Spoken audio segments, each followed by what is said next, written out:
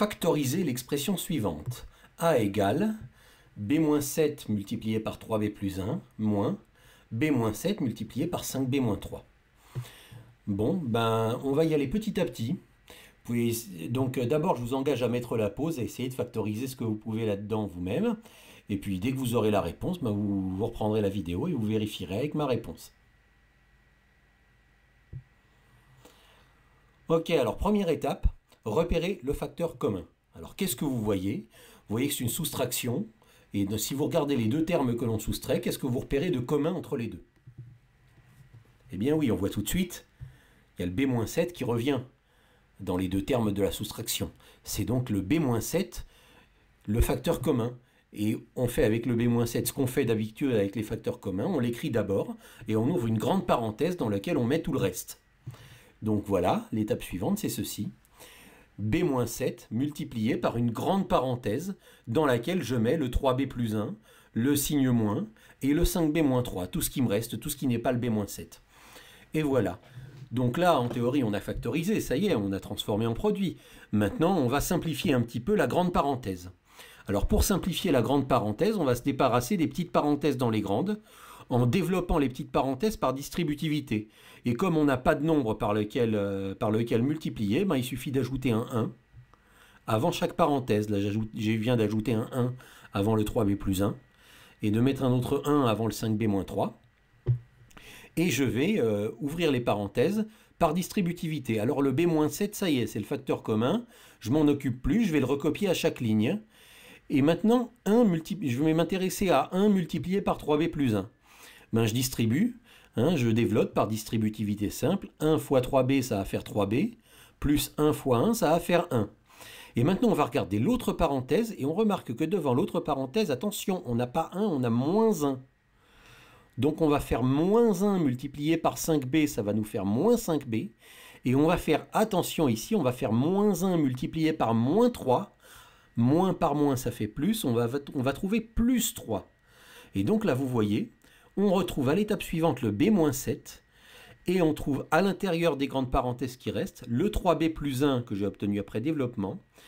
Mais à le deuxième développement, comme c'est un développement avec moins 1, j'obtiens moins 5b plus 3, parce que moins 1 fois moins 3, ça fait plus 3. Je vous engage à faire très attention à ceci. C'est une erreur très fréquente. Quand vous voyez un moins devant des parenthèses, vous faites très attention. La meilleure manière de développer avec un moins devant des parenthèses, c'est de rajouter le 1 comme je l'ai rajouté, et de multiplier tout par moins 1, parce que vous voyez le moins 1, vous ne vous tromperez pas de signe. D'accord? Une fois que vous avez fait ça, eh bien, on continue à simplifier ce qu'il y a dans les grandes parenthèses de droite. On réduit, c'est-à-dire qu'on additionne ce qui peut s'additionner. Donc là, on voit 3b et moins 5b qui vont s'additionner. Et on voit plus 1 et plus 3 qui vont s'additionner. Et donc, on réduit l'expression qui est entre parenthèses. On recopie le b-7. 3b moins 5b, ça fait moins 2b. Et plus 1 plus 3, ça fait plus 4. Donc, j'obtiens b-7 multiplié par moins 2b plus 4. Alors, on pourrait se dire que c'est fini ici, c'est déjà pas mal d'avoir réussi à factoriser jusque-là, mais il y a encore un petit quelque chose à faire. Parce que si vous observez le moins 2b plus 4 qu'on a obtenu dans les parenthèses, eh bien ce moins 2b plus 4, on peut le factoriser. Parce que moins 2b plus 4, on remarque que dans l'expression moins 2b plus 4 toute seule, tout est divisible par 2. Donc on peut prendre le moins 2b plus 4 et l'écrire sous forme de 2 multiplié par quelque chose. Je l'ai mis tout à fait à droite, comme pour dire je fais ça au brouillon. Donc moins 2b plus 4, c'est 2 multiplié par quoi? Est-ce que vous pouvez mettre la pause et y réfléchir?